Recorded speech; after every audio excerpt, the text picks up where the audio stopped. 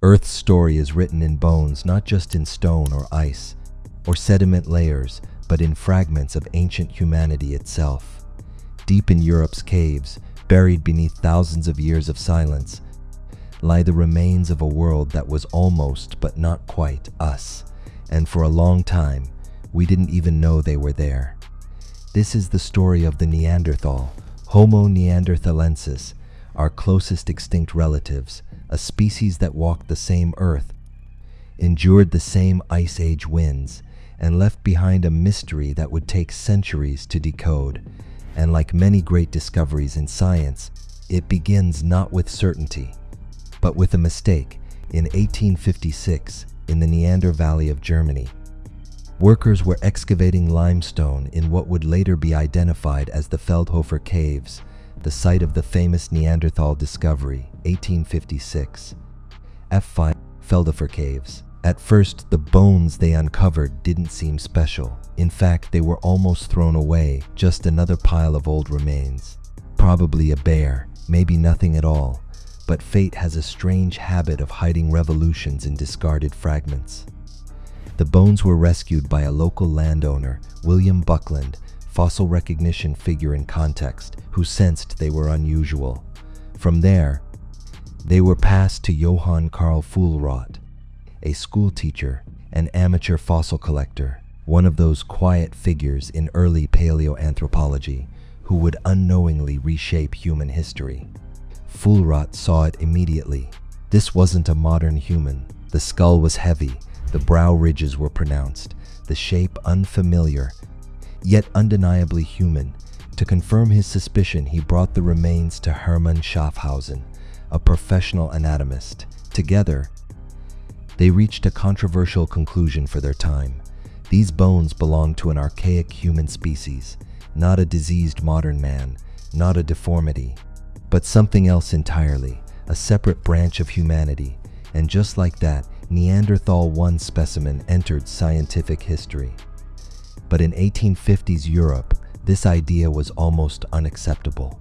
At the time, the fossil human species debate was still forming. The theory of evolution had not yet fully entered mainstream science. Even Charles Lyell, one of the most influential geologists of the era, had to tread carefully when interpreting ancient remains.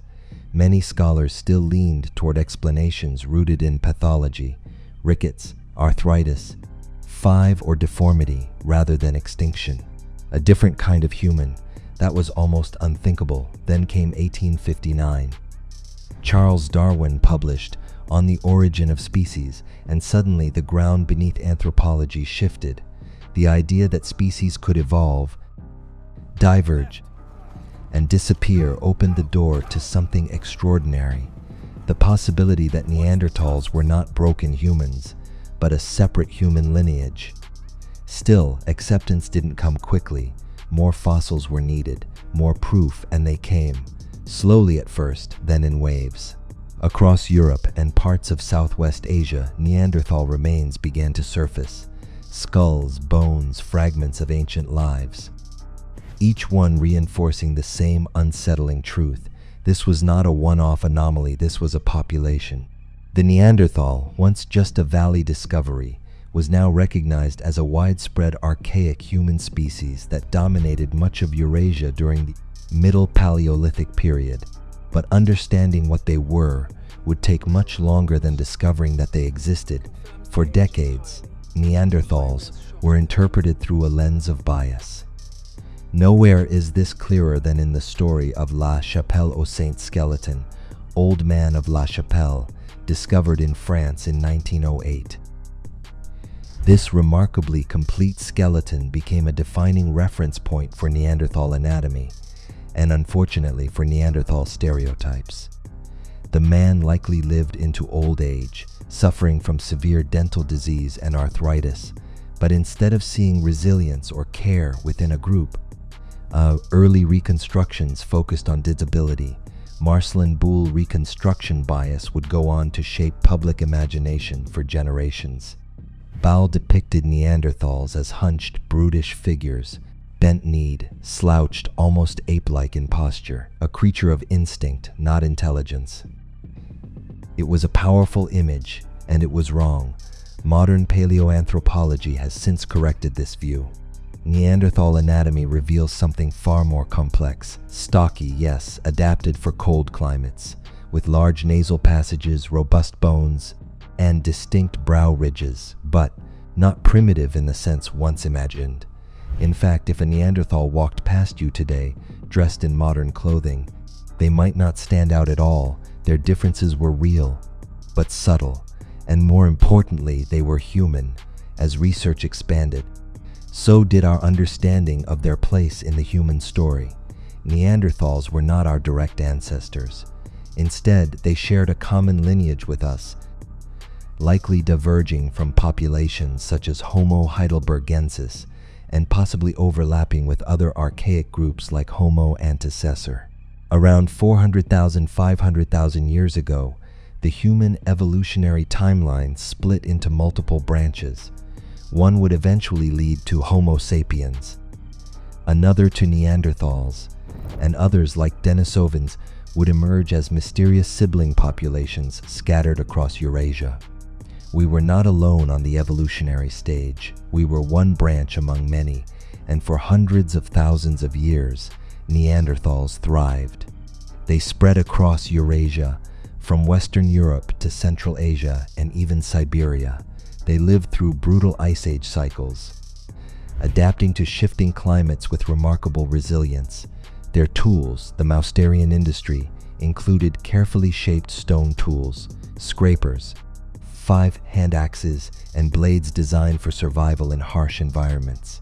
Neanderthal tools, Mousterian industry, show not just functionality, but precision and planning. They were expert hunters, likely engaging in close-range hunting strategies, relying on strength, coordination, and thrusting spears. Unlike Homo sapiens, there is no strong evidence they used bows and arrows. Their world was intimate, dangerous, and physical. But survival was only part of the story, because Neanderthals were not just surviving, they were expressing themselves. At Shanidar Cave, Iraq, evidence of Neanderthal burial practices suggests deliberate placement of the dead. Some researchers even proposed the controversial flower burial hypothesis, based on pollen clusters found around skeletons. While debated, it opened a new possibility: ritual, symbolism, perhaps even mourning. Across Europe, traces of symbolic behavior in Neanderthals continue to emerge. Cave engravings, pigment used like red and yellow ochre, and even possible jewelry and ornaments, shell artifacts, suggest that their minds were capable of abstraction, not just survival meaning. Even the idea of Neanderthal intelligence debate has shifted dramatically in recent decades. Once dismissed as limited, Neanderthals are now seen as cognitively complex, capable of planning, cooperation, and possibly symbolic thought. They were not a lesser version of us. They were another version of human intelligence. And then came one of the most important revelations in modern genetics: Neanderthal DNA in modern humans. When the human genome was sequenced, scientists discovered something unexpected. Traces of Neanderthal ancestry still exist in many modern populations today. This interbreeding hybridization occurred tens of thousands of years ago, when Homo sapiens migrated into Eurasia and encountered Neanderthals directly. We didn't just meet, we mixed. Some of that genetic legacy still influences immunity advantages, skin biology, and even traits like red-hair gene association in certain populations. But it also carries trade-offs, with some links to immune and metabolic conditions. The past is still inside us. So what happened to them? Why did Neanderthals disappear around 40,000 years ago? There is no single answer. One hypothesis points to climate change, particularly rapid ice age fluctuations that fragmented habitats and reduced viable populations. Another suggests competition with Homo sapiens, where overlapping territories led to resource competition theory pressures. Others propose disease transmission hypothesis, where new pathogens introduced by migrating populations devastated Neanderthal groups. And then there is interbreeding itself, a genetic absorption model, where Neanderthals were gradually integrated rather than abruptly wiped out. It was all of these at once, a slow convergence of pressure, change, and disappearance. But even in extinction, their story did not end because Neanderthals are not gone in the way we once believed. They live on in fragments of DNA, in the shape of ancient bones, in the tools they left behind, and in the growing understanding that they were not brutish cave dwellers, but adaptive, intelligent, culturally capable humans navigating a brutal world. Modern understanding of Neanderthals has shifted dramatically. What was once a caricature has become a reflection, not of what was inferior, but of what was different. And perhaps the most important lesson is this: human evolution was never a straight line. It was a branching, overlapping, interwoven network of species. Homo neanderthalensis, Homo sapiens, Denisovans, Homo heidelbergensis, and others, all experimenting with what it meant to be human. Most of them are gone now, but not erased.